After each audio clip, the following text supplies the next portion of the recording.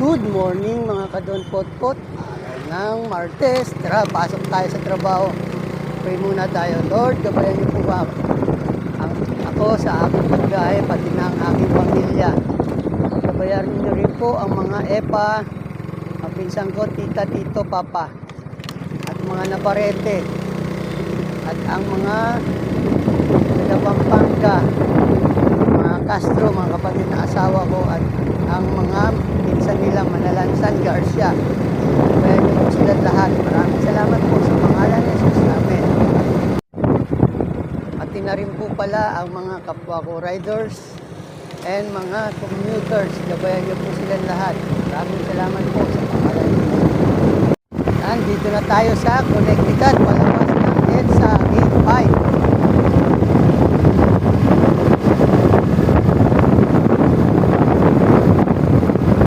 Dito na tayo sa EDSA. Bukas, uwi na tayo.